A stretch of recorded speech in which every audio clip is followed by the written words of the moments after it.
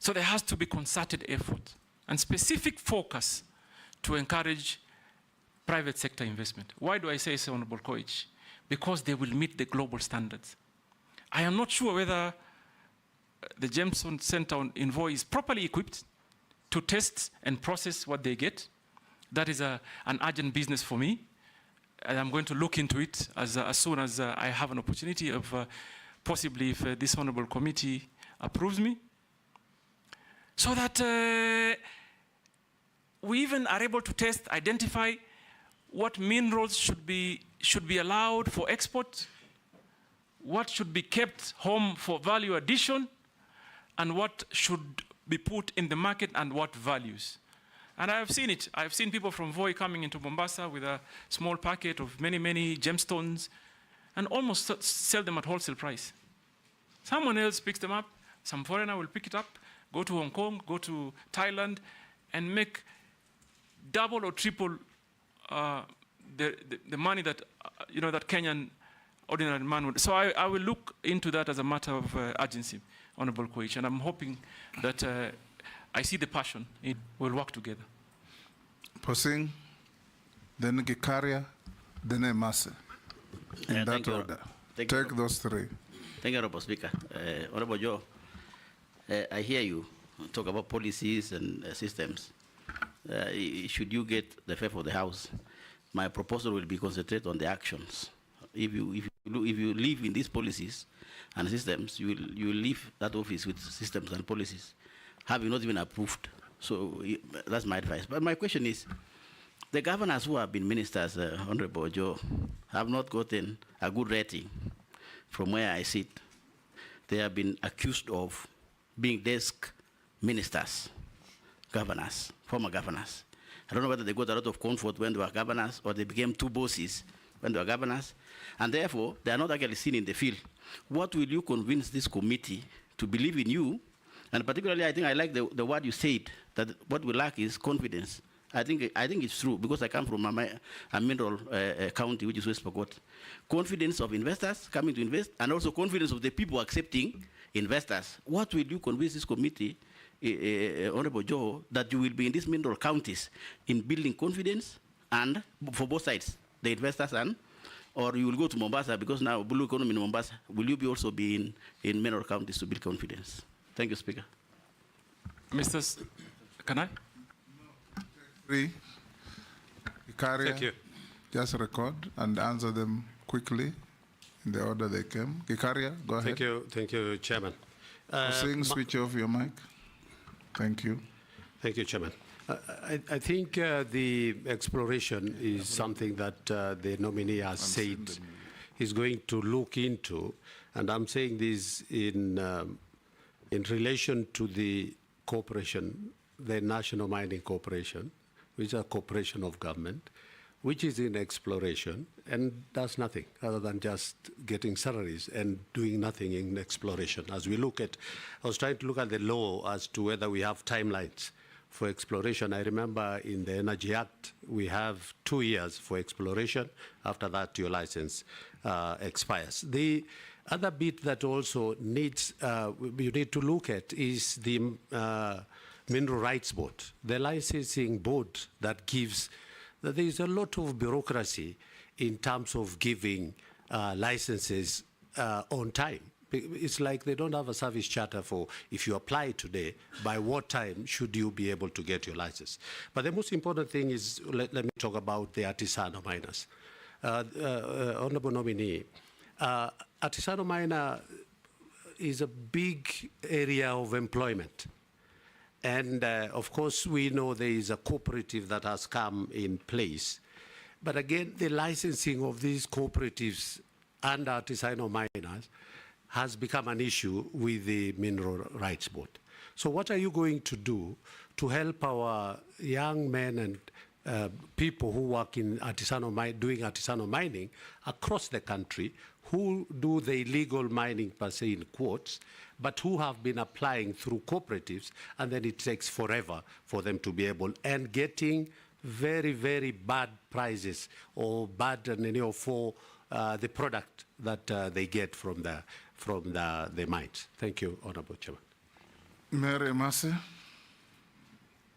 Thank you, Speaker. Nominee, my first one's a comment. It's good that you mentioned about redesigning our training programs.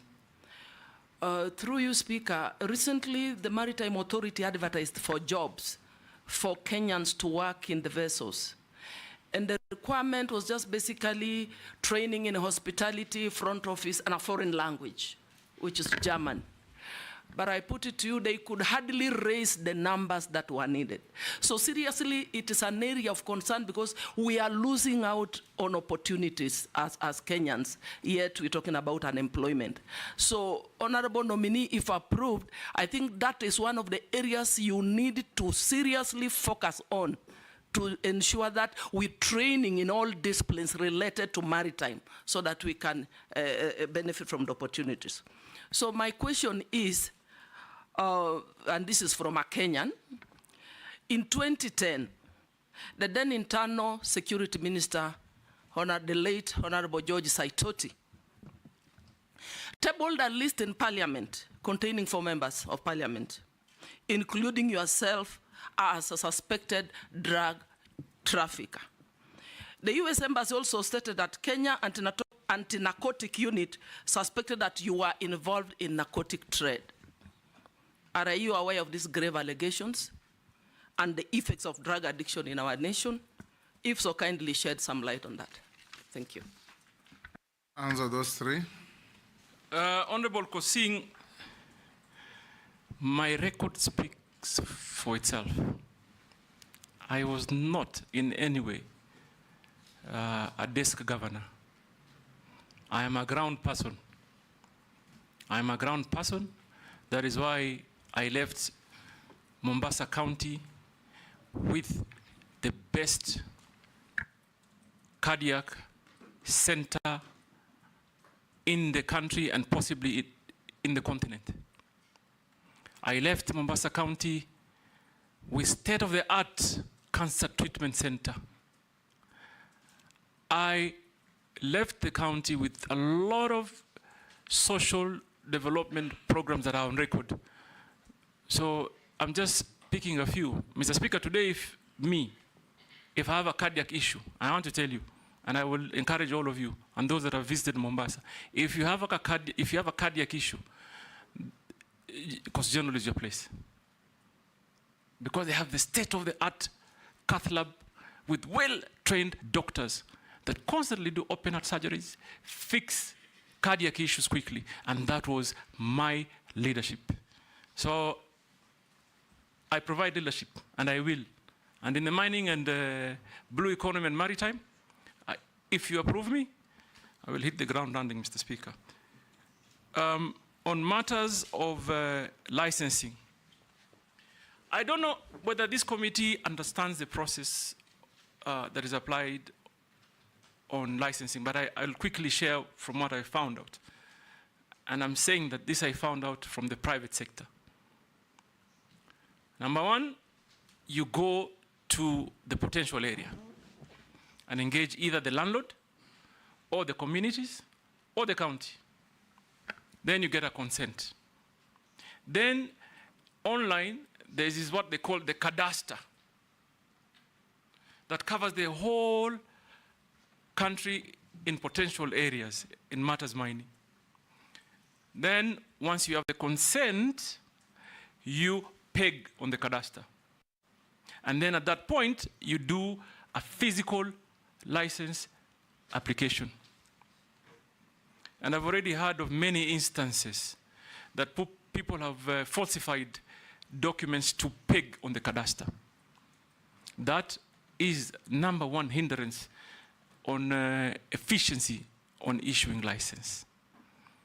Because then, therefore, a true potential, and this basically mostly is done by speculators. So the true potential investor does not get an opportunity to even apply.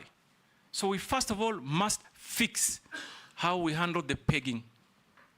We must have technological means of ensuring that whatever is used to peg a site meets the standards. I have had, for example, someone would just upload a newspaper, and that acts as a consent. Because the technology currently doesn't have the ability to authenticate some of those documents that are uploaded. So what do I say? I say we need to digitize end to end. We must digitize it end to end. And Mr. Speaker, let me put it this way. Even in our own country, I know for sure, for certain, there are young people with enormous capacity and potential to help us develop. I must also say that I was taken by surprise when during Mandaman, there are some young Kenyans who quickly developed and designed a communication program. And people are communicating like an app overnight. It tells you our young people have the capacity. And for me, Mr. Speaker, if I'm approved, my urgent and priority first step is to involve the young people. They can help us grow. They can help us fix many things locally. Like, for example, I believe something like a cadastre, where it holds a lot of information that is very strategic for the country, must be fully hosted here.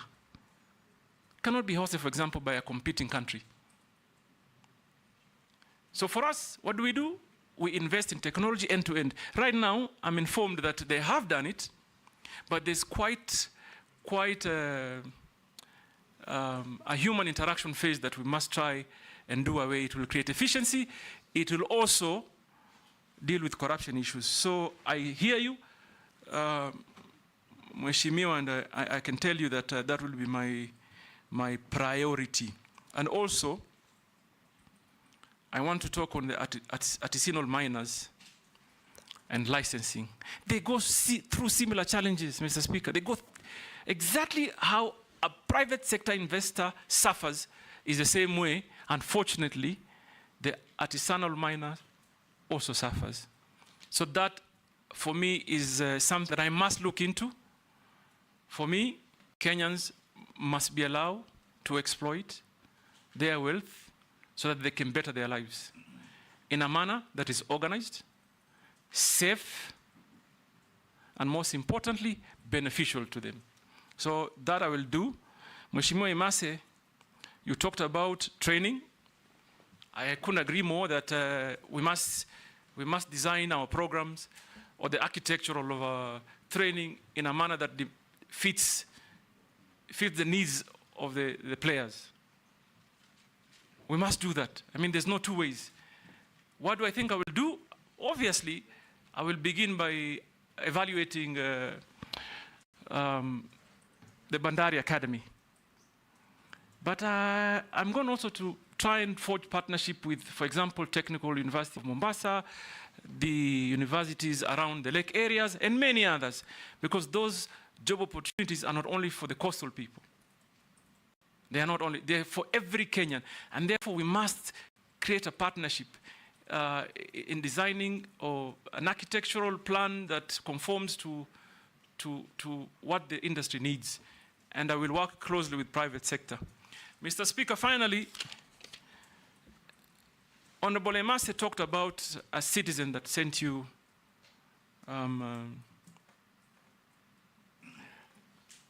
SMS. A question on SMS. On the drug baron issue. You know, the irony for me is that when you want to pick records selectively, that is what challenges me. The quagmire for me is I don't understand if you come and table a report. Obviously, there must be some subsequent actions. And I want to also, this is one matter that I really hope we can put to permanent closure, Mr. Speaker. When I was campaigning in 2013, in Mombasa, there were billboards put up. Don't vote the baron, vote change. Mr. Speaker, let me begin with that report. Yes, I thought it tabled the report on a dossier. that he was given, that was passed to him through the American embassy. What normally happens is that when you table or pass a dossier, it is investigated, I believe. It is worked on. So that happened. The late Honorable Saitoti, may the Almighty rest his soul in eternal peace, came back to Parliament with a report. He came back to Parliament and tabled a report of investigation and the outcome. And it was a multi-agency, almost international investigation that clearly stated, and I'm going to only speak for myself, that no iota of evidence was found against me. Mr. Speaker, let me put it this way. I'm not a fool. I come from a family that is blessed with businesses. And I'm thankful to Almighty for what I have. So number one, that investigation was concluded. Number two, Honorable Emasi, first term as governor, I was the greatest critic of the Jubilee administration. Had lots of personal altercation. They came after me in businesses. In many fronts. Don't you think for a minute, if I was involved in any illegal activity, I would have survived that regime? They would quickly have used it to, like they say, I remember, I'm sorry, Mr. Speaker, just indulge me a minute. I remember at that time, the president came to Mombasa and said, "Tutamalizana na huyu." They would have used it. So please, Kenyans, I want to assure you here today that I do clean business. Visible, that can be audited, can be seen, physical, and therefore, please, Mr. Speaker, if anybody talks about a report that was tabled on the dossier, also talk about the report that came after that, that cleared us. And I am particularly interested because first point on for me to call and try and interest investors to come, I am planning to go to the United States. They are known for big investments in mining, and it is my plan to go and engage them, interest companies from the United States. The same Americans gave you a visa to accompany me as foreign minister to the US. Exactly, Mr. Speaker, just after that. In fact, just after the I went. Immediately after that. And I've been to America many times, and I intend to continue to go to America, because America really, Mr. Speaker, I think we're going to be looking that way to get investors to come and invest, particularly in the areas of mining. So, Mr. Speaker, that matter, again, I hope it comes to permanent closure. Because it's all like education, it comes up only when they're seeing an opportunity. But don't be pigeonholed to America. There are even bigger mining countries like Australia. In Canada, Australia. Others, yes. And even here, by the way, Mr. Speaker, I don't know whether you know, I've just found out, in fact, just yesterday, that Kenyans have invested heavily in mining in Tanzania. So even here we have them. Are you talking about me? Daud Murugara, order nominee, no altercations with members. Daud Murugara, then Owen, in that order. Thank you, Mr. Speaker, sir. To the nominee, Honorable Joho,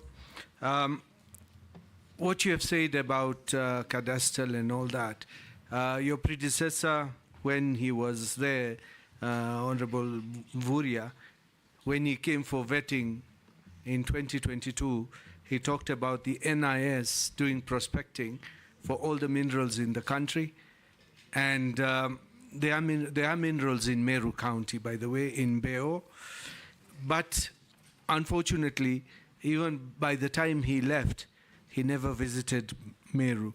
So my first question to you would be, like what Honorable Posing has said, you may be a desk CS if you are approved. What will happen, I hope, because you know Meru is cold and Mombasa is hot, and you're used to the hot weather, you may feel very cold in Meru. And the same thing, on the same there has been exploration of copper and gold in Meru. But unfortunately, the company which was prospecting, a Kenyan company, Goita Mining Limited, has been bought out by Avira Resources Limited of Australia. So my question would be, do you think that we as Kenyans will benefit, or will the benefit be for outsiders who come prospecting in Kenya and taking away everything what is there? The second question, because that was one question, Mr. Speaker, there is a question from one of our viewers, and he says, the Auditor General, that is now for the time you were as a governor in Mombasa, that there is an Auditor General report about garbage, a 1 billion shilling garbage tender, which was given to some of your relatives in Mombasa. And there is even talk that it is not Ali Hassan or Hassan Ali Joho who handled Mombasa County. It was a relative of his. I would not mention him for, it would not be right, but it was not you who were running. You were running the political part. The other part was being run by somebody else. Can you confirm or deny? Thank you. Thank you, Mr. Speaker. Nominating, make a distinction between Meru and Tharaka Nithi. He's been talking about Meru. If I'm to say anything, it will be on Tharaka Nithi. The two are separate and distinct. You are actually vetting the nominee on behalf of the people of Kenya. No. Not your constituencies, not your counties. Mr. Speaker, sir, we have questions to ask. Ask and the question, we have to draw that distinction. but avoid the temptation to appear that you are vetting nominees on behalf of your constituencies or your counties. I agree, Mr. Speaker, but Mr. Speaker, some questions are relevant. We have to draw. Sir, I'm not curtailing you at all. Go on and ask. Thank you very much for the temptation. distinction. Nominee, you began when you were responding to a question by stating that what it is that Liberia gets right and we get it wrong. And here you were talking about maritime affairs, the sea vessels. And I don't know whether you know the historical background, why Liberia is actually the largest flag carrier in respect of ships. And that also goes with, it has the highest number of shipwrecks in the high seas, purely because most of those ships are condemned in their countries, and this is the reason why they find solace in going to Liberia to get national flag. So I do not know whether you wish Kenya also to take that route and emulate that. You respond. Number two, a question from a viewer who wants to know really whether the nominee is familiar with the minerals found in the country and where those minerals are to be found, including my own county, Tharaka Nithi, and my constituency, Tharaka. Then the third one is on fisheries. We have what are known as Kenya Marine and Fisheries Research Institutes spread across the country. Some of them are stored. They started building, but halfway they collapsed. If you are approved by this House, nominee, do you confirm that you would embrace the policy of completing those institutes, because some of them are actually meant for marine research in the hinterland? Thank you.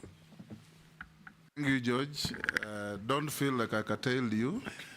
I was just giving direction to everybody. Owen? Thank you very much, Honorable Speaker. Honorable Speaker, I would like to request the following information from our nominee one. Listening to you, Honorable Ali Hassan Joho, you come through as a hustler that has come from the bottom up, bottom there, coming up through many struggles. And the very many lessons that we learned from your interaction in this committee. As you sit, if approved by this committee, if you sit in cabinet, how do you help to encourage the hustlers, especially in the mining, in the fisher folks in this in Kenya are basically hustlers who are trying to make it in life. probably you are a good example of that. How do you intend to really bring in that to cabinet and assist the cabinet really to help the hustlers in this country who seem to have given up? Secondly, how do you use your experience in business? I can see you have good credentials in business and you've come up as a businessman. How do you intend to bring in those credentials in your business field and your experience also as governor who chaired a cabinet at the county level to assist the cabinet to really meet the aspirations of the young people who are actually hustlers, who seem to be giving up, the Gen Zs who seem to be giving up in life? How do you intend to bring that experience to help Kenyans? My second question is that specifically to the marine area, there is a marine spatial plan that has been in the works for many years. It has never succeeded, it has never taken off. Many people in the marine industry are waiting for that spatial plan. How soon can this country realize a spatial plan in the marine area? I thank you, Honorable Speaker. You can take those, nominee. Yes, Mr. Speaker. Let me begin first of all by the spatial plan issue. And I believe strongly in planning from an informed position and real-time data management and collection.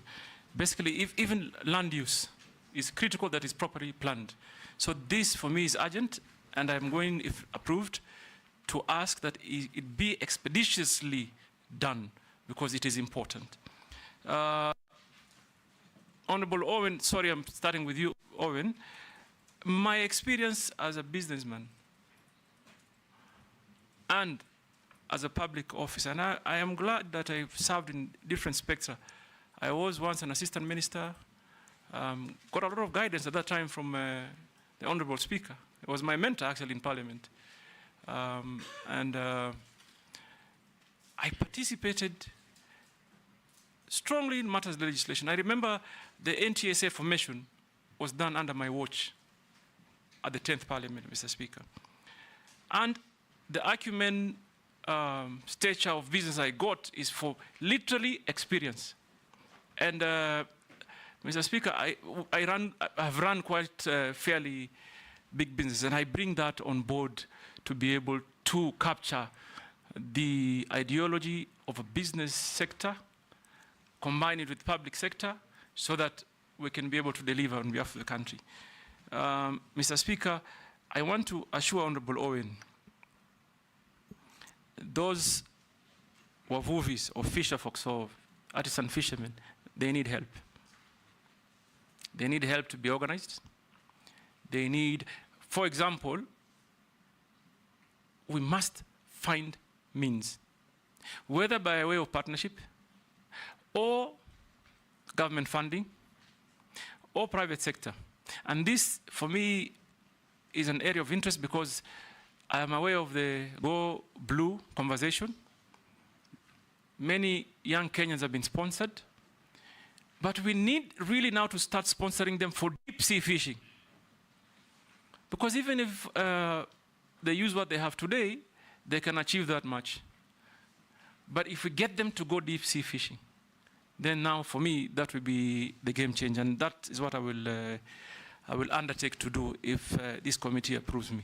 Mr. Speaker, on matters of stalled projects, government should not have any stalled project. You must plan well. Mheshimiwa Murugara.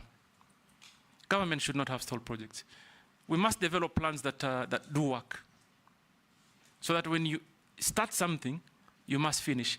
And like Owen asked, I gained that experience from private sector practice. Value for money and timely delivery is critical. So expect that we'll have a conversation. First of all, I'm not in a position today to say I know all the stalled projects, but we will have a conversation and develop a clear plan to be able to complete the stalled projects. We don't want a situation where we embark on new projects and we leave the old ones stalled. My brother Dawood, you talked about NIS prospecting report. I'm not in a position right now to comment about it. But I have an issue on communication that must improve.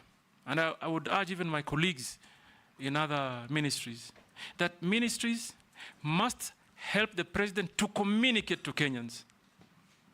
If we had a clear communication plan, you probably wouldn't need this opportunity to ask, what do we have in the country?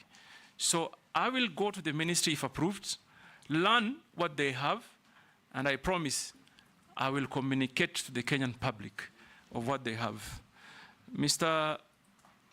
Speaker, Honorable Dawood asked on exploration of gold and copper in Meru, and the fact that the miners or the mining company exchange hands. I think the fact that companies do exchange hands doesn't mean the law on royalties change. It should remain. And they should continue to pay royalties, both to the communities, county government, and national government. So I doubt if the government will lose. The only thing that I am concerned about, and I think we collectively should, is the testing of minerals. Whether we have that capacity in the country. Because I'm told, I took some time and called some minister friend I have in another country that's very successful in mining. I'm told in instances where you mine copper, you are very likely to get good deposits of gold. But what the miners do is that they only report copper. So therefore, we urgently need to enhance our testing capacity and ground truthing. And I will happily visit you in Meru, in Tharaka, in Migori. I'll go to Suna, I'll go to Kikuyu, I'll go to Turkana. Turkana has the potential of exporting large quantity of what they call mango tilapia. Huge market for mango tilapia in DRC. I have to go there and see how we can improve on that. I will go to Busia for gold and value addition. I'll go to Kakamega and the larger Western. Everywhere where there's potential for minerals, I will go to ensure, first of all, we involve the communities, we work with the counties, we secure the communities, we engage on matters of environmental impact. So I will be visiting every part of this country, Mr. Dawood, including Tharaka and Meru. And Pokot. And Kosin is a fairly blessed man. I hope he'll host everywhere. And everywhere. Yes. But I want Kosin to undertake that he'll host me when I go there. So prepare some sumptuous cuisine. On the 1 billion tender, I saw it. Mr. Speaker, let me confirm. This is a matter that was audited, dealt with, investigated by the anti-corruption and the DC and everybody, and it was concluded. First and foremost, it has never been 1 billion. The contract, yes, it was a tender advertised. Someone won the bid, not from my family. My family is in the logistics business. They're extremely busy.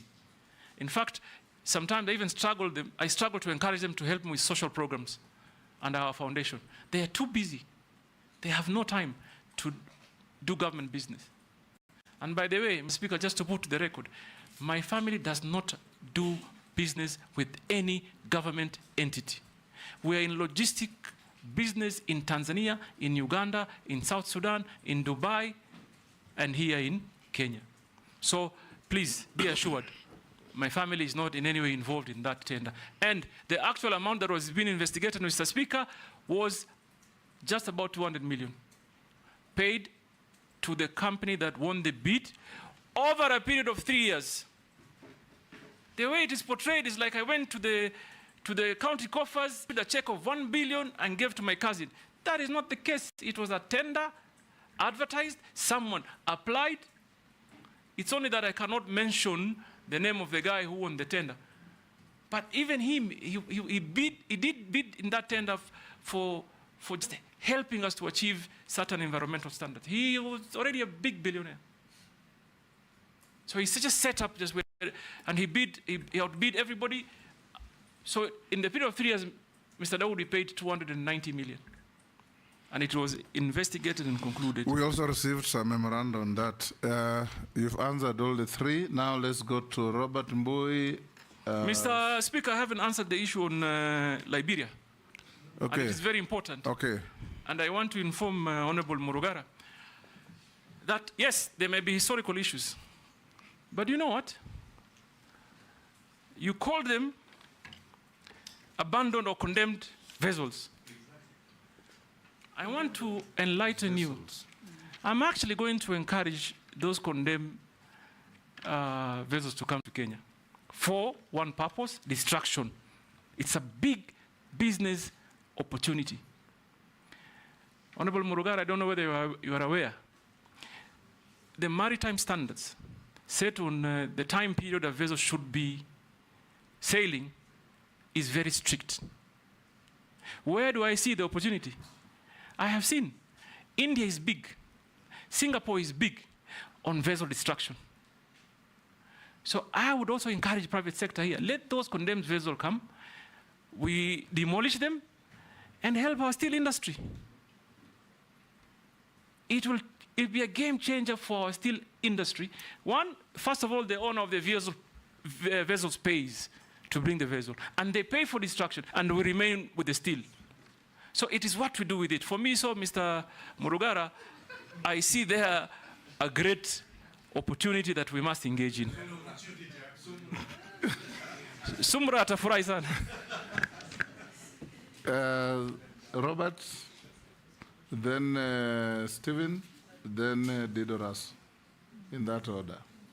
Yeah, thank you, Mr. Speaker. I have just a quick comment and then one question. To the nominee, you know, Africa is rich in mineral resources and other raw materials, yet we remain poor in the world of community of nations. And from my research, and Kenya is also very rich in minerals. And like you've said, you know, it contributes very, very small percentage of our GDP. But despite that, nominee, there are also a lot of billionaires, not very many, but a number of billionaires in Kenya out of this issue of minerals. So maybe you need to help Kenya to be able to achieve its objectives in this industry. But then I have a question, and it's not mine, it's a submission, and that will help us test your integrity. And I've heard you say you want to clear the air on matters out there in public domain.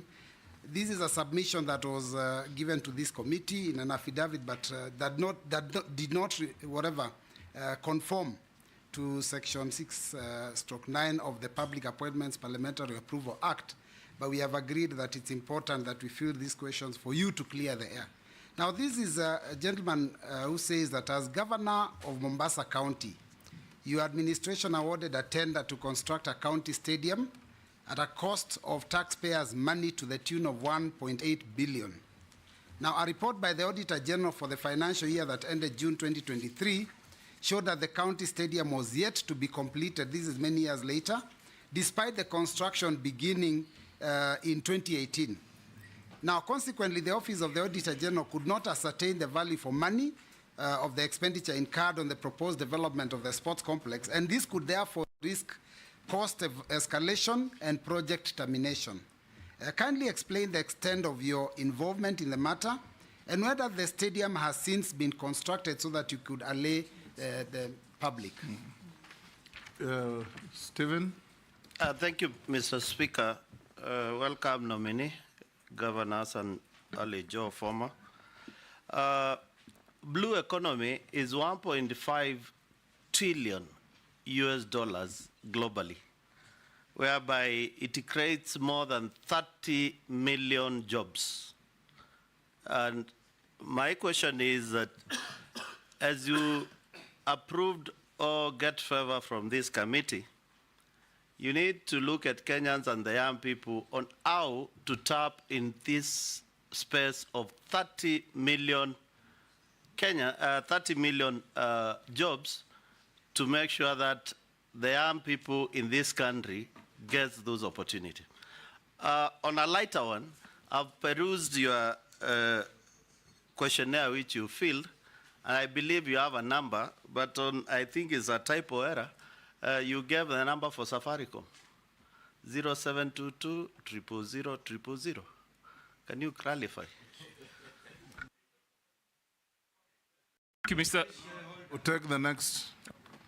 Russell. Thank you very much, Honorable Speaker.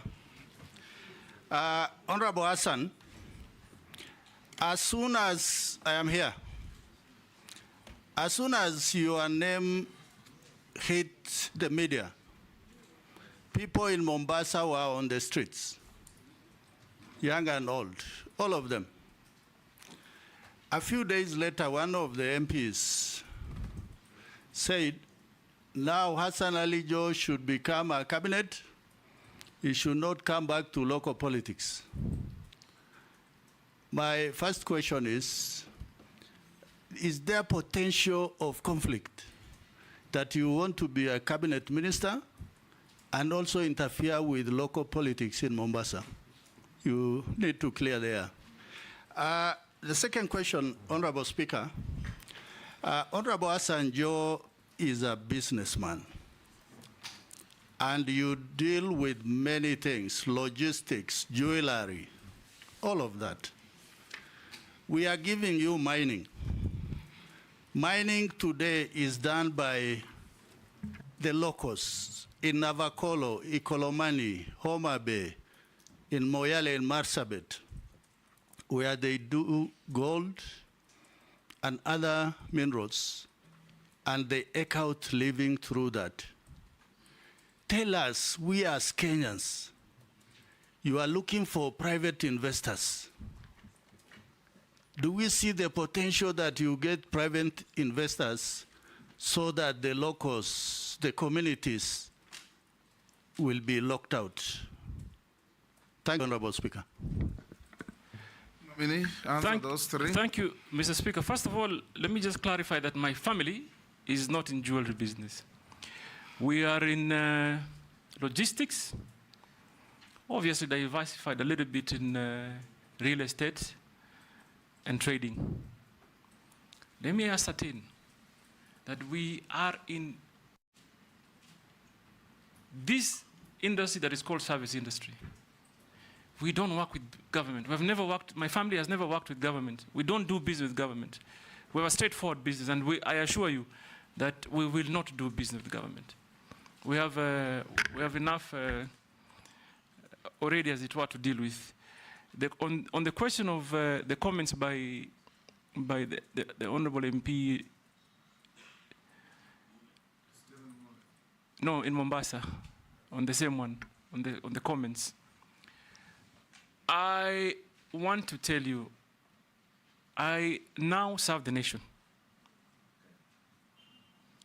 And in fact, I will make efforts to even unite those that are in Mombasa. I must help the president unite the country. And therefore, I must rise above local, divisive conversations. Every Kenyan must be served equally across board. So if there's anything I'm going to do, is to actually endeavor to unite Kenyans and even leaders even more. So be rest assured, politicians have their space, they can say what they say, but if I'm approved, I serve the nation, and I want to assure this House I will do anything to see a Kenyan that is united.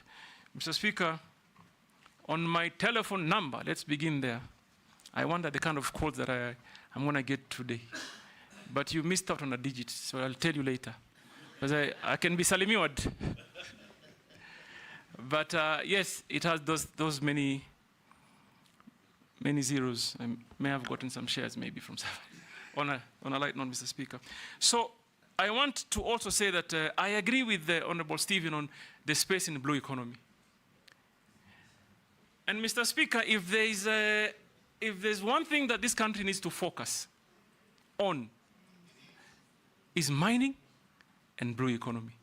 I believe if we take the right strategy, we deploy the right strategy, we can even remove ourselves from the hole of debt using our own resources. We can. We can. And we should. And therefore, I'll make it my business to ensure systems that work are deployed, processes that are efficient are used, so that we also can help this country move from the burden it is in today. And I believe strongly that this ministry is a ministry of wealth creation and employment opportunity. And that will be my focus if you approve me. Mr. Speaker, someone touched, Honorable Roberts, you touched on Mombasa Stadium and the GDP contribution. By the way, from what I read when I was doing my research, I saw that Kenya was reporting 1% contribution to the GDP. But that included Base Titanium, which was actually the largest mining company in Kenya, which closed shop and left. So even if you remove now what Base Titanium used to contribute, we could be even lower to maybe 0.5%. And there, we quickly need to start moving so that we embark on getting real investment and in real time. Finally, Mr. Speaker, is the stadium. I saw that, affidavit. Now let me tell you what Mombasa was planning to do at that time. The idea of building a stadium was conceptualized around 2019 towards the end. We designed, we wanted to build a world-class stadium. Designed, put it up for tender. The tender was won by a Turkish company in partnership with a local company.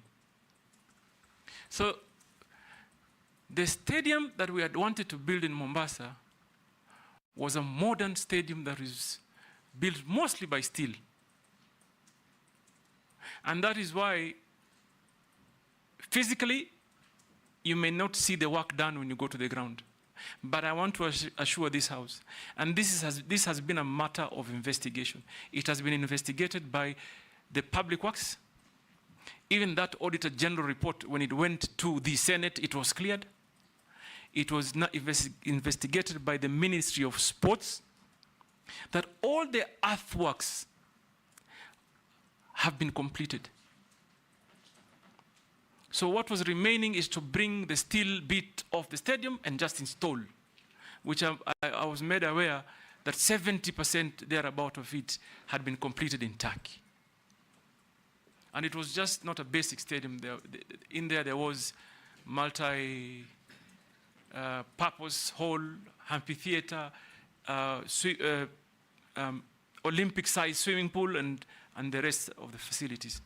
Now, where we faced the challenge, 2019, we awarded a contract. 2020, hit hard by COVID. And obviously, as a leader, like many of you did, is to first of all find means and ways to cushion your people. Mombasa, at that time, announces 50% waivers on all levies because of COVID. So a sudden drop, significant drop of our local revenue. Then, subsequently, the Revenue Allocation Commission re-engages on a new formula that made Mombasa lose 2 billion shillings. 2 billion shillings. We moved from an allocation of 8 billion to 6 billion.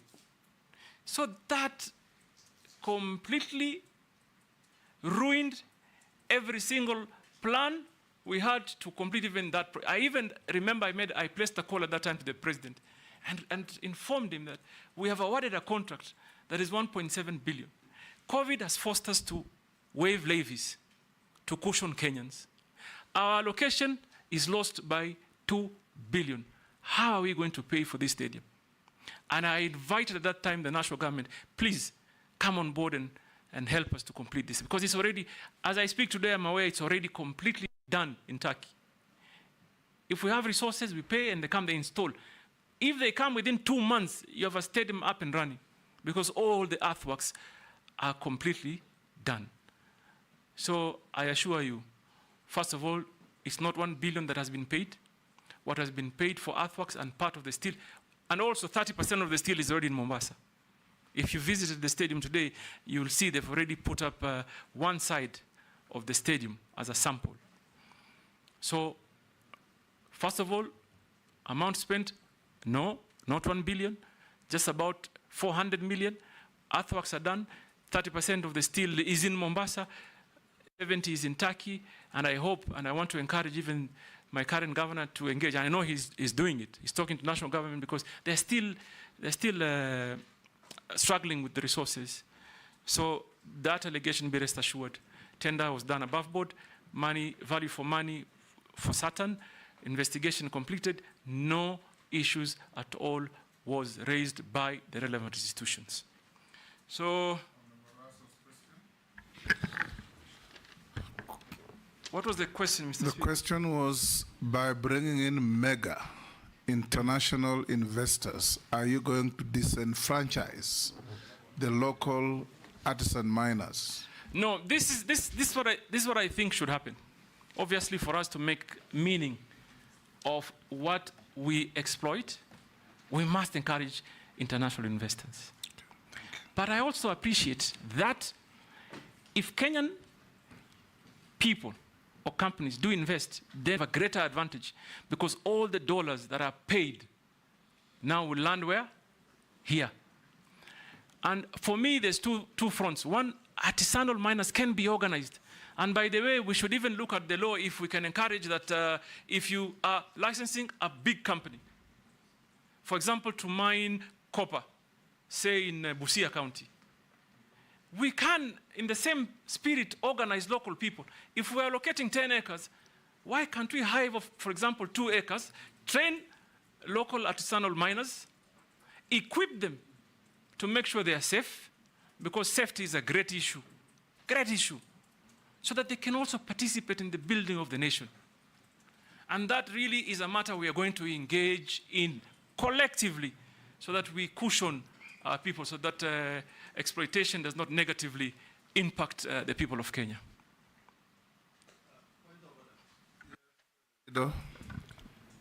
Thank you, Honorable Speaker.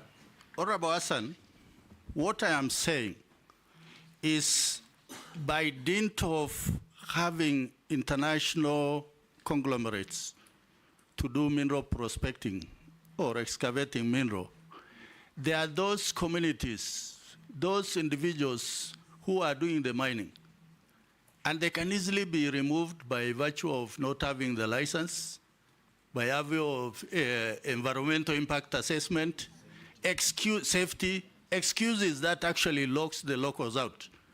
The reassurance I want is locals should not be locked out. Thank you, Honorable Speaker.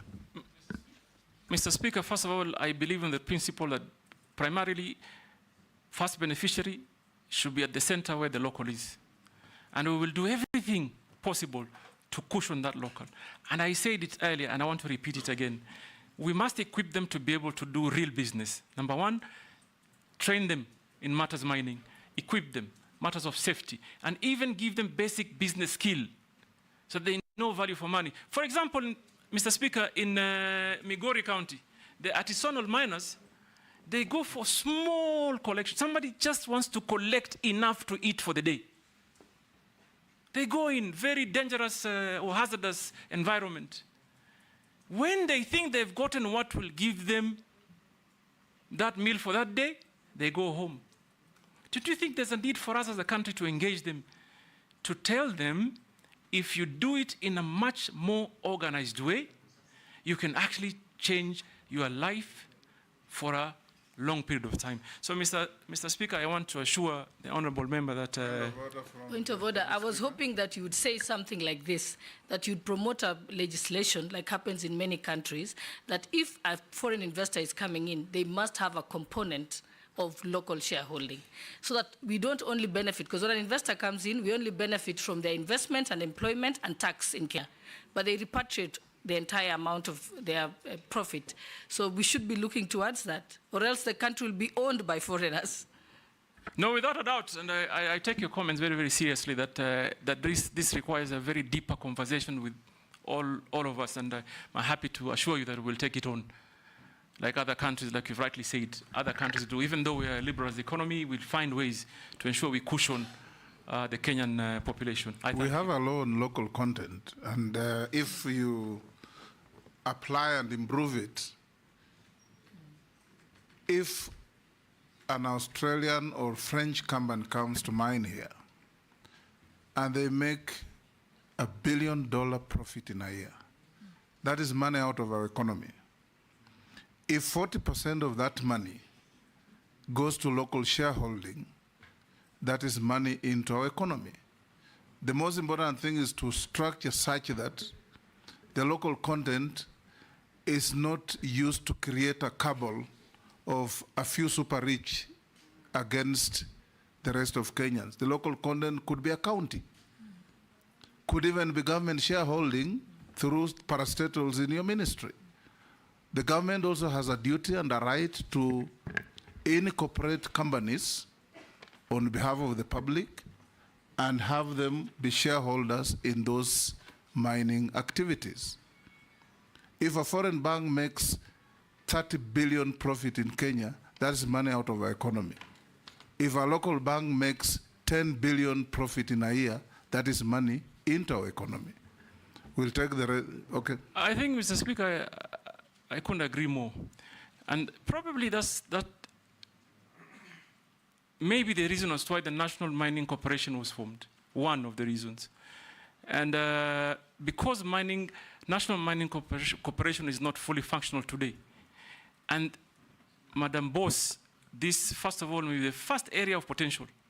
Get them to partner with other investors so that they can achieve that local content. And I will strongly propagate that it happens. Thank you. In fact, before I call Sharia, at independence nominee, the government had ICDC that was a shareholder for the government and the people of Kenya virtually in each and every international investment that came in, be it Coca-Cola, whichever you name it, and they were holding this on behalf of the people of Kenya and generating wealth for the people of Kenya. Now we'll take the last four in a row, Honorable Sharia, Honorable Mishi, Honorable Mukami, and Honorable Caleb Amisi in that order. Thank you, Mr. Speaker. Mheshimiwa Joho, there are numerous abandoned mines and quarries across the country that are a danger to the people. What measures will you implement to ensure the safety and rehabilitation of these sites? I thank you, Honorable Speaker. Shimbogo. Thank you, Honorable Speaker. Honorable Speaker, just to know that the nominee today used to be my governor for 2 terms in Mombasa County, but today I'm here as a member of the Committee of Appointments, and I'm being governed by the rules and procedure of vetting. My first question to the nominee, although the nominee has talked about training, but I want to pick one particular component on training on the seafarer or regarding maritime studies. This is what is abbreviated as STCW, meaning Standard of Training and Certification of Watchkeeping. Most of our seafarers, they're educated, they have the qualification, but they don't have the certificate for STCW. And that is why most of them, when they want to acquire jobs to the vessels, it becomes an impediment. I know the ministry has reduced the payment for such training, and now it's at around 15,000 Kenya shillings. But still, most of our formative groups, and those who are vulnerable, those from the minority, the marginalized, the youth and the women, they still can't afford to pay that money for that training. And yet His Excellency has really been talking about working on ensuring that we create employment, because unemployment is a threat now to this country. I'm asking the nominee, what will be your immediate and short-term intervention to ensure that at least we cushion these affirmative or rather vulnerable groups, that they can acquire this certificate of STCW so that they can be employed in the vessels, the fish vessels, tourist vessel, so that they can earn some employment and assist their families.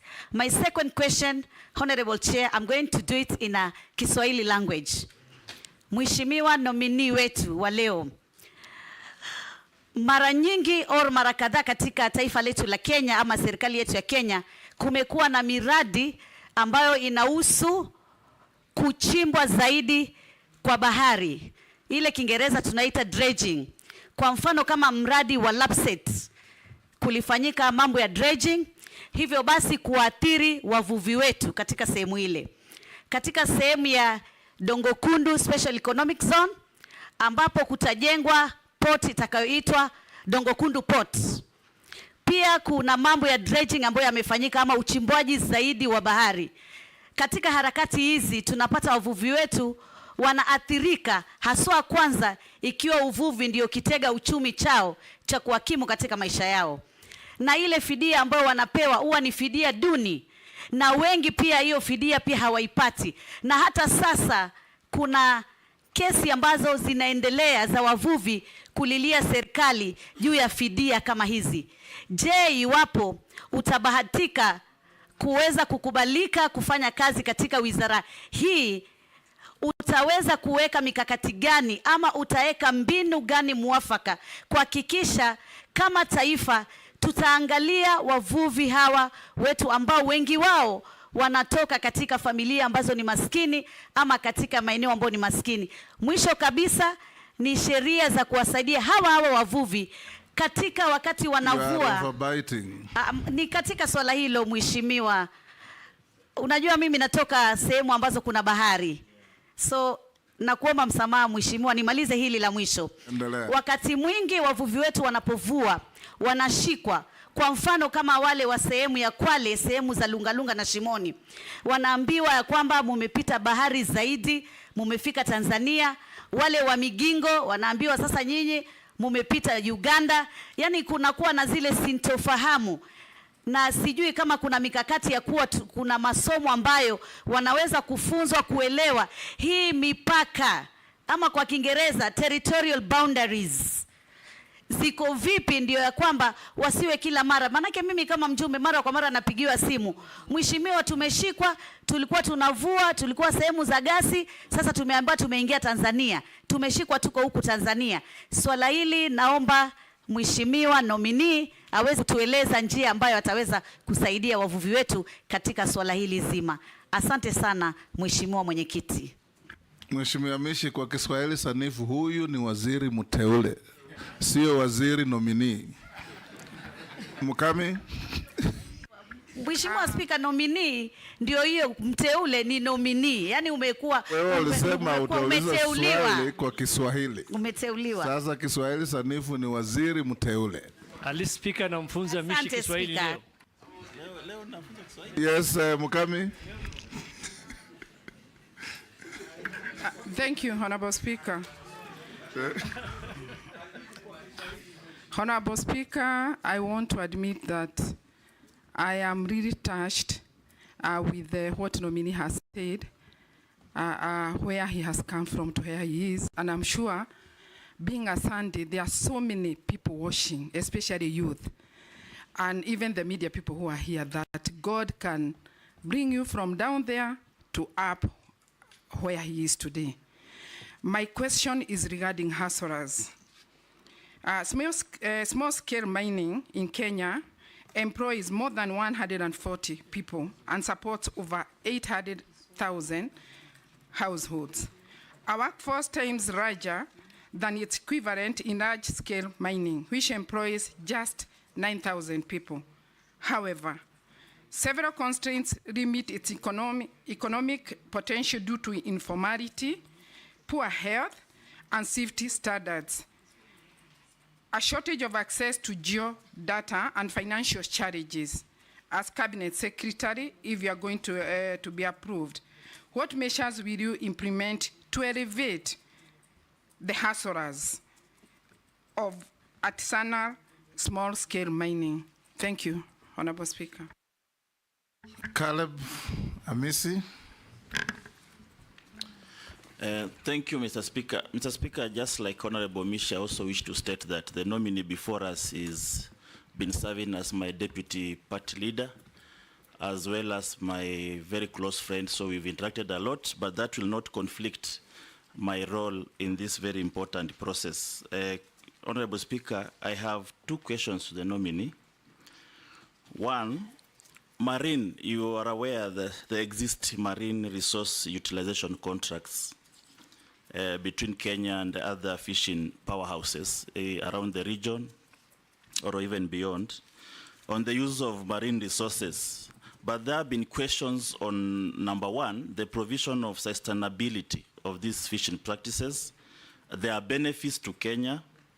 There are long-term management, how public can access those contracts, even the approvals, and potentially, if there exists, the rescinding to the contracts. What do you say about it, if you know about the contracts and how you will make Kenya benefit? And then secondly, Mr. Speaker, allow me to ask this, because in my second term now as a member of parliament, I've served in the Committee of Defense and Foreign Relations, where I had an opportunity to vet, I think cumulatively close to 60 ambassadors, high commissioners, consular generals, and state representatives to the international organizations.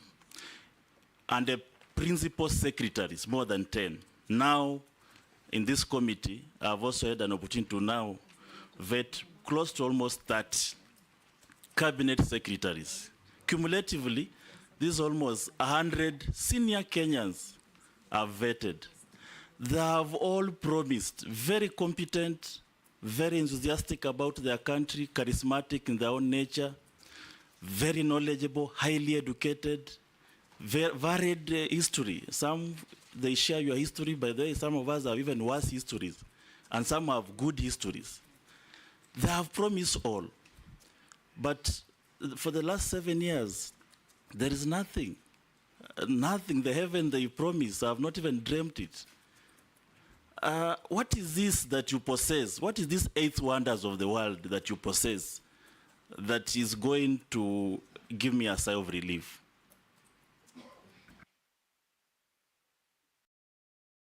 Nominee, answer those. The question from Honorable Shuri actually had been asked by Chungwa and somebody else, but answer that. So, Mr. Neglected mine piece. Yeah, Mr. Speaker, I had said earlier, this is something we're going to look into, and for the future, to prevent that from happening, we will have to find a way to create some sort of... You said you'll bond the miners. Yeah, bond the miners. But that doesn't mean we'll ignore the existing problem. We'll have to just find a solution. We will consult among ourselves and even other government entities. So, Mr. Speaker, Mishi talked about accreditation issue for our seafarers. I really don't think that should be an issue. What I can promise Honorable Mishi is that I, if approved, will embark urgently and immediately to see that we have a seamless process for our young people in Kenya who want to pursue seafaring as a job are facilitated. Government's job is to facilitate, and that we will do. I don't even think that is a policy issue. It's a matter that needs urgent action. And I know between Maritime Authority and Bandari Academy, we should be able to sort that out. So I give you my undertaking that, that we will sort it out. There's really no, there cannot be a justification. If someone meets the threshold, they should be certified. And that's something we'll do quickly. Mr. Mheshimiwa Speaker, Mishi ameuliza swali na Kiswahili. Kwanza nataka kujua, sijui kwa nini alikuwa apologetic about it. Kiswahili ni lugha ya taifa. Sasa kulijibu ndio kizungumkuti. Unaweza kujibu kwa Kiswahili? Tutapambana. Mimi ni Mswahili. So, Mheshimiwa... But you know, parliamentary standing orders require that since you studied in English, you must go in English all through. But Mr. Speaker, although that will be double standard. I allowed Mishi I'll give you also the same latitude to answer in Kiswahili. I know Honorable Mishi was playing to the gallery. No, I'm sure on Chair, it's a valid question. Valid, and the gallery is equally valid. That's why I'm representing them. Honorable Mheshimiwa Mishi anaongea na watu wake wa Likoni na wengineo ambao wanaelewa Kiswahili. So, Mheshimiwa Speaker, kwanza uchimbaji wa bahari ni lazima ufanywe kwa njia ya kueleweka na kufahamika. Lazima iwe na utafiti na mipango ya kutosha, kwamba ukichimba kwa ujenzi wa bandari lazima upime mambo ya mazingira kwa kufahamika. Huwezi kuwa utachukua tu kwa sababu unataka kuongeza uwezo wa bandari ama mabehewa makubwa kuingia, uchimbe na uumize mazingira. Hii ni mambo ambayo haiwezekani. So mimi kama mazingira huharibiwa, haiumizwi. Endelea. Waswahili waelewe hiyo mheshimiwa. So hata mimi nimepigwa na butwa vile Kiswahili chake kiko kitamu. So Mheshimiwa Speaker, mazingira lazima yalindwe.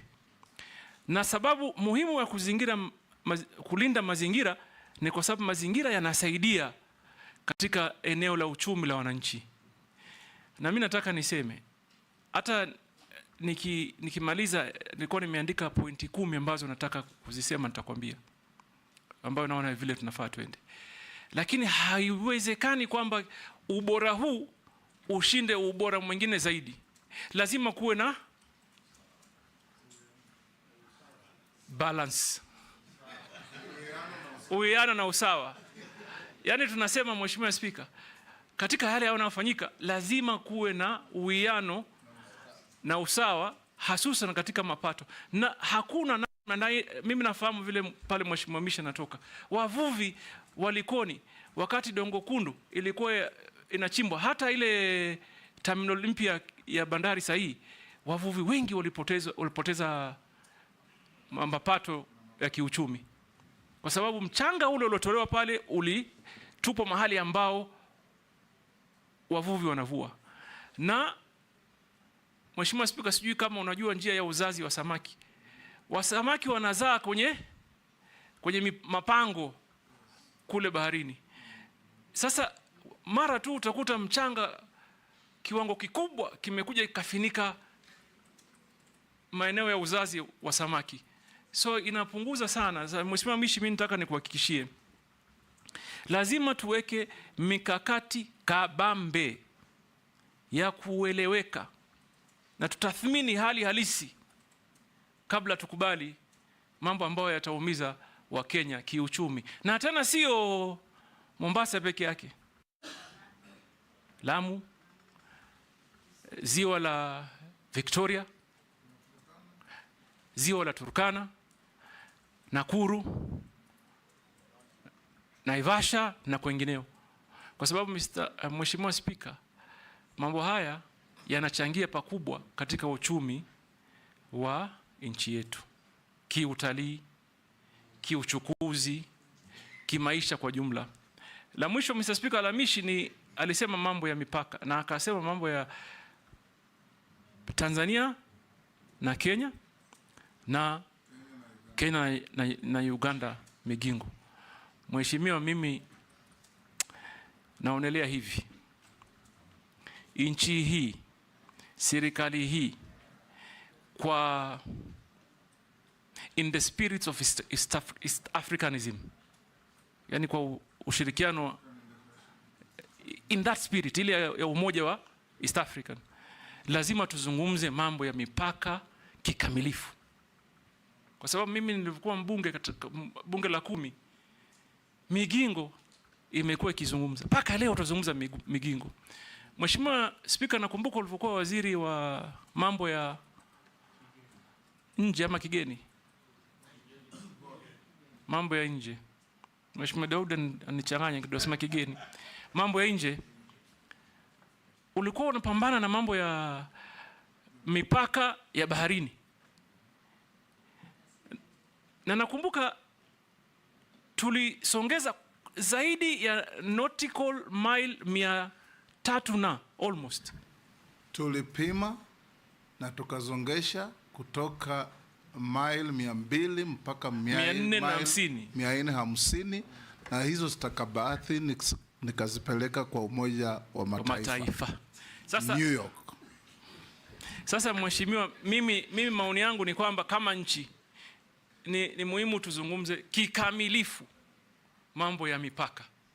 Migingo, Tanzania, Somalia, Uganda, na popote pale ambapo panatuhusu mambo ya mipaka. Ni muhimu, na umuhimu wake uko wapi?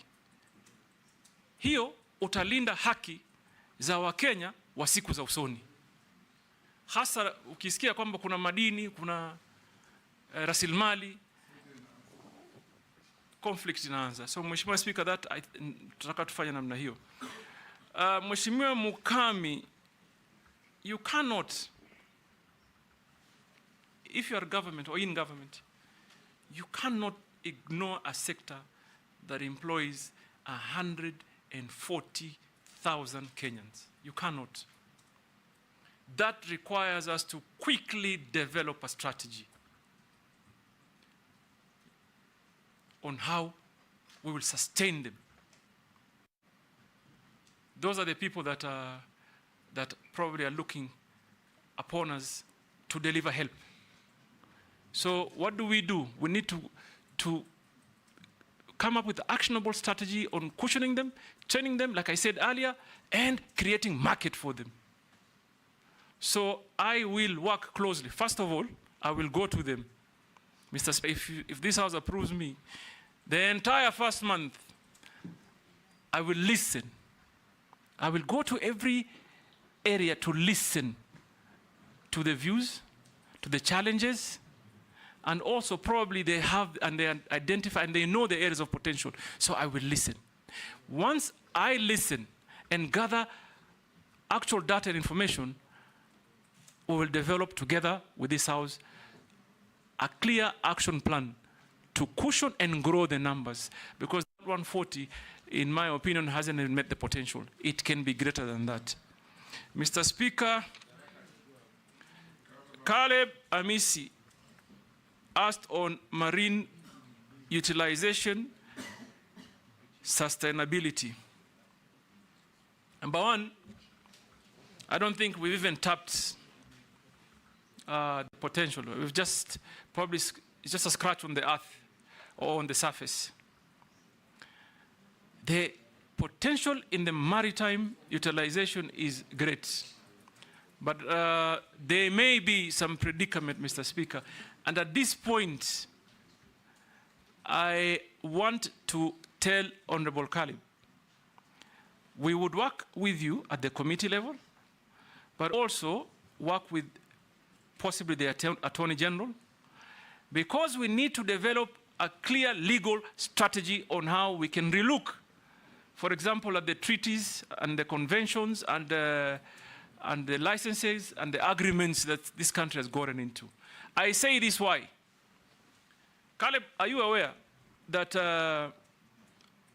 the Kenyan coast is an important corridor for tuna, yellowfin tuna? It is. Are you also aware that our allocation for yellowfin tuna, our quota for yellowfin tuna is 3,000 tons, yet the EU has 76,000.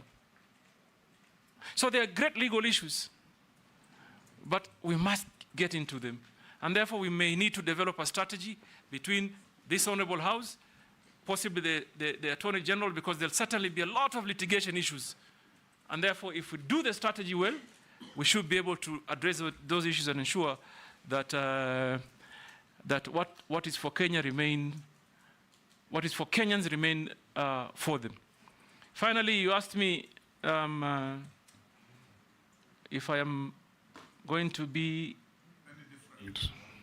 My friend, Caleb, I'm that one that you're looking for. Let me assure you, I'm an action man.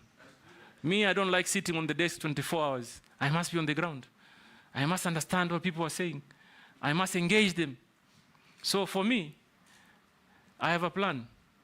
This country needs to push mining to contribute more into the economy. This country needs to create employment to the young people. This country needs to involve the young people in decision making and ensure they participate in every process and they feel that this government is theirs. So that cannot be achieved sitting in some office somewhere. We have to be on the ground. So I assure you, I will hit the ground running. Yes, Mary.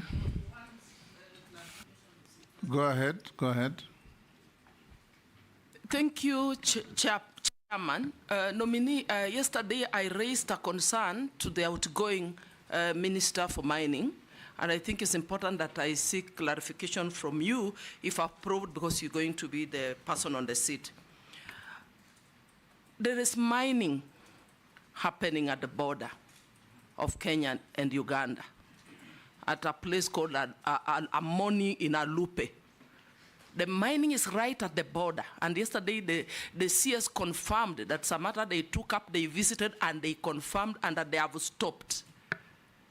They're engaging with the neighboring country. What are you going to do about it? And I'm very happy I've heard you saying you will give priority to issues, you will start working, you will not be in the office. And one Kenyan has asked the same question and also has asked about Migingo, but you've already addressed the Migingo. Just tell me about the money. Thank you. Mr. Speaker. Chairman, a rejoinder on the same, just that, a rejoinder. Mr. Nominee, there's a whole issue in this country about speculation. You know, people assuming this county has this county has that, this region has that. I would like to know whether you would ensure there is a transparent Kenya mineral audit that will allow Kenyans to know what minerals are where and who has mining rights. Because this, especially where I come from the north, the cattle rustling has changed. It's not about cows. It's about land.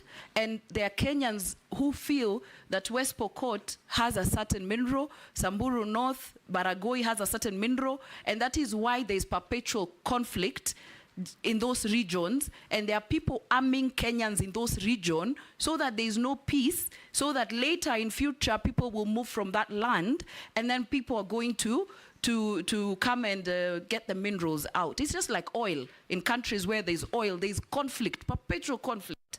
And so that's, you know, not having a clarity on where we have minerals in this country breeds that speculation and brings conflict. Asante. Jeanette, I saw you gesturing like you wanted to have... I wanted to ask him something, Mr. Speaker. Mr. Speaker, I want to ask the nominee, you see why we are here today, Mr. Speaker, vetting the second batch of ministers in the midway of a term of an election. Mr. Speaker, is because of things that Kenyans have complained about. And some of the things Kenyans have complained about is about opulency, arrogancy, and show-off. The nominee is somebody known to me very well, Mr. Speaker. I must share with the committee that. And he's somebody whose God has blessed him as a family and as a person.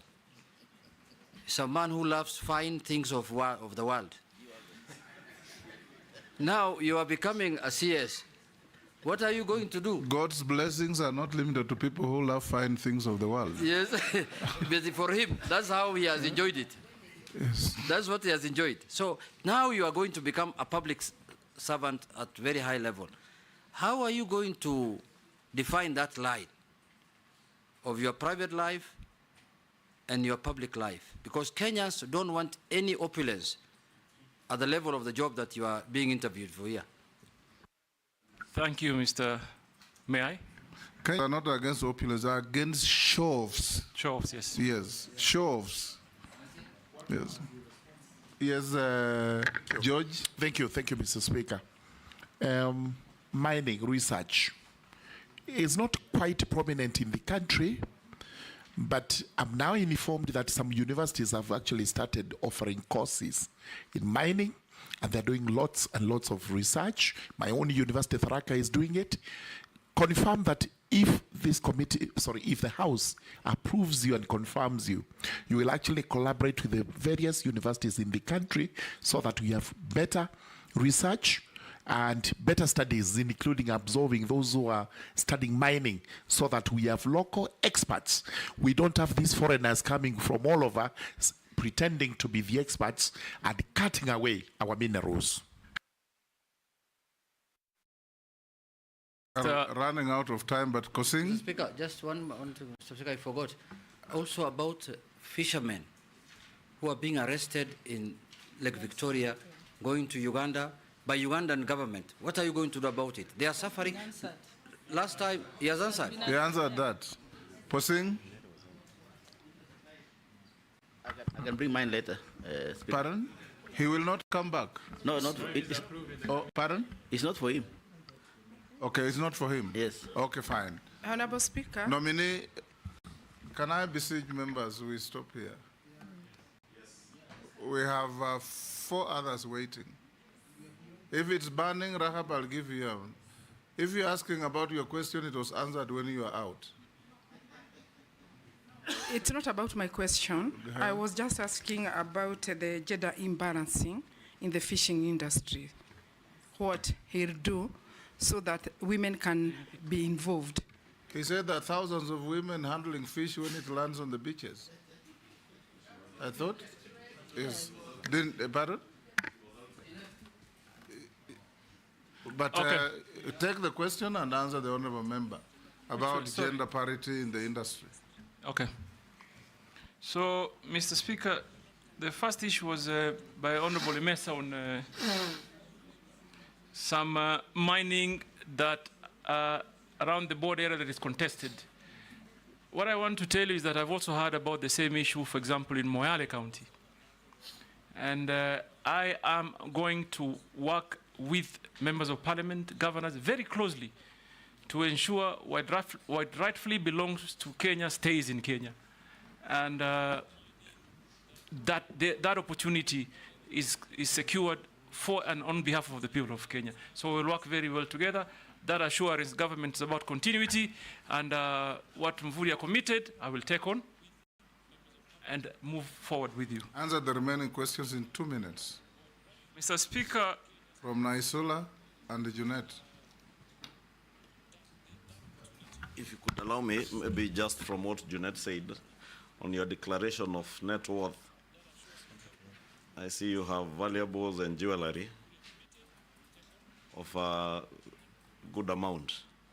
Maybe you could tell us, amongst those in relation to what Junet was asking about opulence, the show of opulence, as the speaker put it. And I know you've been very active on TikTok. Can you assure the people of Kenya that these valuables and jewelry here will not be part of the things that they will see on TikTok? Because I think that is what annoys Kenyans when they see.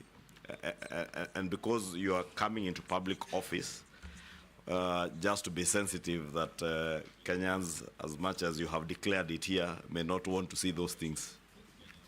Mr. Speaker, I think what my brother Kimani Ichung'wah is trying to say is referring to what they will see. I'm actually focused on what they've already seen, because it's been there. But what I want to assure this honorable committee, I appreciate certain factors of life. And you must have a balance. You must have a balance. When you're serving the people, you must, first of all, make them feel comfortable. You must make them feel you're one of them. So opulence for me, no. When I'm working, I am working. When I'm enjoying myself in my own setup at home, that's fine. That's another story. But when I'm going to the Kenyan people, my dedication is to work for them. And my experience, Mr. Speaker, tells it. I have, thank God, been elected 3 times. 3 times. And I thank God also, for example, you asked of the valuables, jewelries. Largely, I'm talking about watches. And I've been wearing even before he became member of parliament, long before. But I know how to balance. I don't have to wear it so I can show off. For what? What value will it give to anybody? So I enjoy wearing it. Even this morning I was debating, should I wear a watch? Shall I not? Really, and it was a big debate there at home. Where sivai, where? I said, nitaficha tu kwa hii. I don't have to show it off. I'm sure it is only now you are realizing I was wearing a watch. So show off for me there's no way I'm going to show off, Mr. Speaker. That I can assure you. Mr. Mheshimiwa Naisula. Sorry, Mr. Speaker. On the question of Mheshimiwa Naisula, on matters speculation, that must be addressed, and urgently, because it denies Kenya an opportunity. You largely touched on it. Yes, but I want to talk about one important thing, and I see a great opportunity. I think Mheshimiwa Waigara, you asked on Murigara. Sorry. Murugara. Murigara. George, Sir George, on your question on training for mining, how do we achieve, for example, how do we attain 10% contribution GDP? We must do what other countries did, train our people. There's also an opportunity. If you went to some countries, you will see a mining bank, a bank that focuses only on mining. Yes. So for us to achieve all that, real work must be done. And I want to assure you, it begins with capacity building. We must train the people. So, Mr. Speaker, on Junet, it's again opulence and show off. I don't need to show off. What you have, you have. What you don't, you don't. And you should be cautious of others. You should be cautious of others. We should end there. Showing off actually is a sign of inferiority complex. But I wanted to end with the one comment on Junior. I heard him yesterday say something. I heard him say that being rich is not a crime.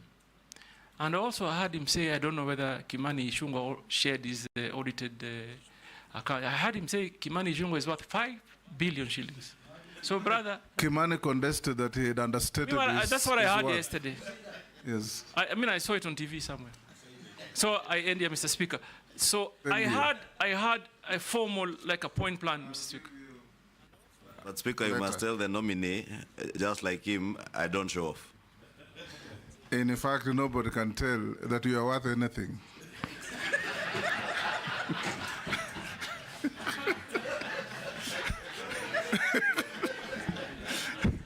Mr. Speaker, and that must be the culture in Kikuyu constituency. Nominee, we're coming to an end.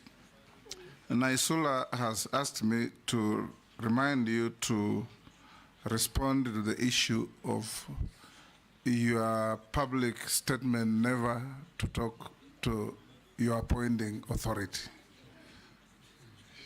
Although I told you that only fools don't change their mind, but Naisula would want the public to hear from you. Sasa, Naisula, do you want to repeat the statement for me? Atuwezi ongea? How? Let me say this. I understand. No, but let me say this for clarity, Chairman. You know, apart from asking questions during vetting for competence, what you understand about mining and all, we also vet the temperament of a nominee, the same way you've been asked about lifestyle. It's neither here or there, really. But even temperament of a nominee is very important because it shows your leadership skills. Initially you thought this, and now you're here. There's really nothing wrong with answering how you're going to relate with His Excellency the President when you're working. Excellent. So, Mr. Speaker, if I may quote, the statement went like, mimi niongee na Ruto nini? Mimi niende wapi na Ruto? Mr. Speaker, hakuna mtu ameeleza vizuri kukuliko. Mpumbavu pekee yake ndo abadilishe mawazo. Mtu mpumbavu. Pili, hii ni clarion call to serve the country. I have been a great critic of this government, like others I did before. Now I've been given an opportunity. An opportunity has been availed to me to come and create that difference that I've been talking about all this time. And that is exactly what I'm going to do. Bring new energy, new ideology, new thinking, because after all of us are serving one nation, one people. Well put. That will do. Other members, now nominee, we are coming to an end. Most of the people, members of the public sending in questions, all oscillate around what will you do to create safety in the mines? What will you do to protect the population from disused mines? What will you do to protect our fishermen from harassment by neighbors? What will you do to make it safe for our fishermen to handle their produce or their products when they come back? And what will you do to make mining part of the central core of Kenya's economy? These are all things we have talked about, but the public would want to hear that we brought to you what they wanted. There is one man from Kwale who says, uliza waziri mteule, ngoja kidogo, ataweka mikakati gani kuhakikisha kituo cha mafunzo cha uchumi zamawati kilichoko wadi ya Ngomeni, kaunti ya Kwale, kinakamilika kwa muda unaofaa. I think the next, I'll still ask you say one or two things. We want you to assure Kenyans, nominee, that if you find favor and you are appointed the minister, within what period will you be able to make Kenyans feel the benefits and the contribution of mining to our economy? We are a major agricultural country. So is a country like the US. But in the US, agriculture contributes only 1% to their GDP. In Kenya, it is the complete opposite. And they do that because they are in manufacturing, in mining, value addition, and all those good economic activities. Secondly,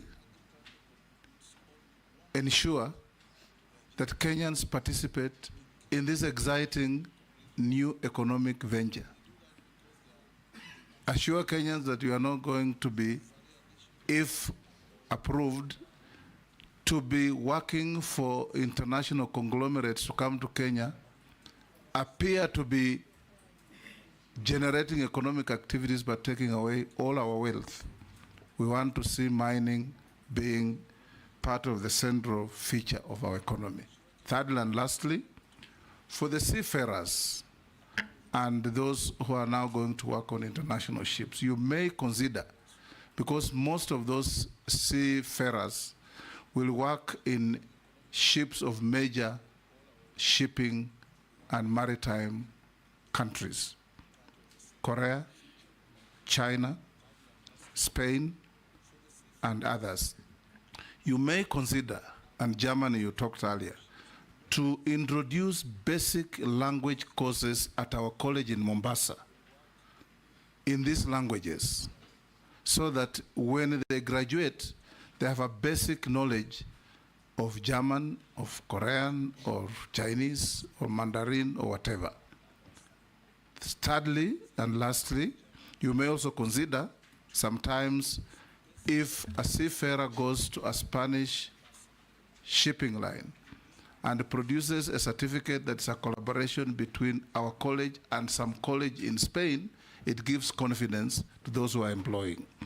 So you may consider partnering our institution with as many other institutions worldwide as possible to ease the process of our youths getting certificates and being considered for employment.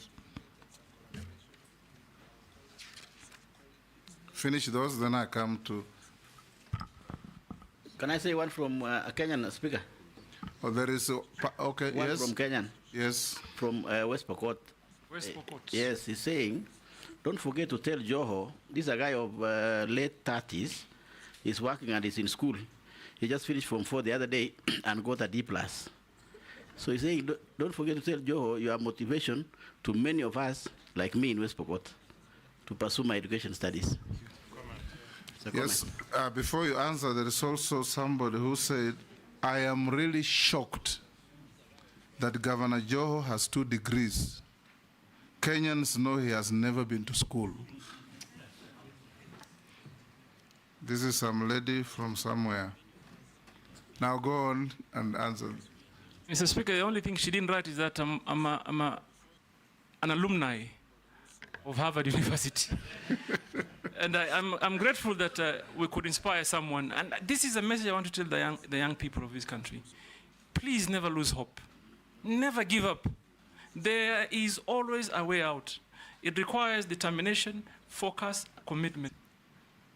Answer those now. And a little bit support. I'm just saying that because I felt encouraged that someone may take a path of changing his life. Mr. Speaker, I began by saying we need to relook at the architecture of our training programs. Do they conform to the needs? How do we tap in? How is it that we, first of all, are only tapping into just under 0.2% of the demand? So we will probably redesign the entire training program. And then, Mr. Speaker, I couldn't agree more. The urgent need of collaboration between teaching institutions. We will begin by pursuing partnership between the local universities and the government institutions, and also will encourage that we have an international conversation of getting more affiliate universities to join in. Mr. Speaker, the young brother from Kwale said that there's an institution that is to be completed at Wa Ward in Kwale. I have been to Wa in Ngomeni I know Ngomeni well. I've been there, and I want to assure him that I will go. For me, I will visit them, and I'll make sure that the projects that have begun come to a conclusion. And then, Mr. Speaker, we talked about what else? Kenyans participating in mining. Mr. Speaker, let me just say this. In Mombasa, when there was a debate on concessions, for example, I heard Kenyans saying one thing. If government wants to raise money, tell us. We can come together, 5 of us, 10 of us, and create good equity, good capital, in billions. There is that capacity. We know people that are having billions of shillings in banks. What may be the problem? Maybe they don't have the information of what the country holds. Maybe they've never understood the potential. So it will be my responsibility to pass knowledge to Kenyan people of what we have and where the opportunities may be. Some mining operations is not very expensive, Mr. Speaker. It's not excavator, 1 or 2, 3, 4 trucks. Kenyans can do that, and I will encourage them. But I think the disconnect here is they do not know. It is all speculative. Everybody is just speculating. We have lithium here, we have copper there, we have gold here, we have coal here. So we will ensure that we pass on the information so that Kenyan people can participate. Finally, Mr. Speaker, you talked about our economy being driven by agriculture. Let me assure you, if approved, the journey we will embark on immediately is to turn that around so that agriculture grows, mining either catches up or surpasses even agriculture. It is there in other countries. So you can't depend on one sector for, we have depended really on agriculture for far too long. It's time we diversify. I thank you. Mr. Speaker, I was going to answer something in a... We'll get there. Of the many nominee memoranda we received, you answered all of them adequately except these 2. A nominee, A Kenyan by the name Vincent Kipkurui-Sang. I mentioned the name because it is part of the documentation. The nominee's family farm has been implicated in shillings 5.9 billion grain facility case at Mombasa port. That one you didn't respond to. So if you have a response so that we complete the record. And the next one is there is an organization called Haki Yetu in Mombasa. I believe you probably know it. They say they went to court, obtained a court order for you to avail some documents to them, served you with the order, and you refused to give them the documents. And this was in relation to affordable housing. Okay. Those two. Mr. Speaker, you answered everything correctly and satisfactorily. You can respond to those two to complete our record. Mr. Speaker, I know the organization really well, Haki Yetu. I haven't checked, but I suspect that letter is signed by someone called Maimuna.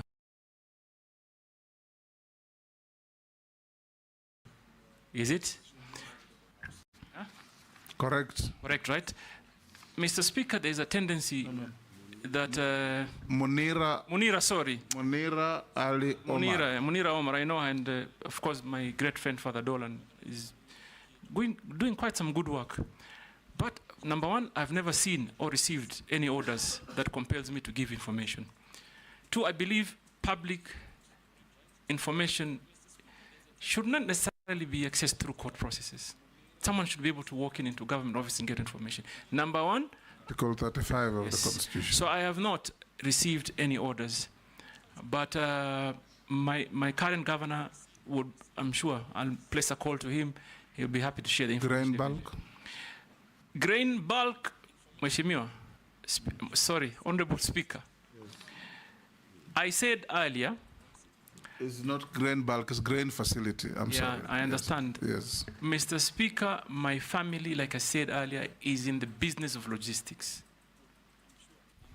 So what my family wants to do as a business, or plans to do, is to build on our land, on our own family land, a grain handling facility. For far too long, there's just been one. So there's been a monopoly of grain handling in Kenya. So we've been pursuing this venture of building another, as a family, nothing to do with government. Mheshimiwa, so that, Honorable Speaker, so that I come out clear, there's not a penny government is putting. There is nothing government is doing in that project. It's private equity project, sitting on private land. The only thing that that setup would do is get a license on way leave so that they can get access to remove the grain from the vessel onto the facility. So we did not lose, as a family, 5.9 billion contract. We are actually going to inject 5.9 billion investment into the economy. Before I give you to say what you want to say as you exit, have you ever been adversely mentioned in any integrity-related report? Not that I know of. Do you hold any leadership position in any political party? In your self-declaration, you say you are the deputy party leader of Orange Democratic Party. That I resigned. I remain only a member of the party. I don't hold any leadership position. What is your net worth? My net worth is, let me just be sure. Where is that document?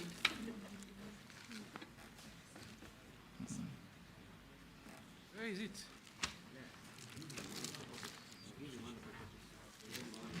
Is on pay. Your assistant should be assisting you on this. I'll just use this one. I found it. Okay.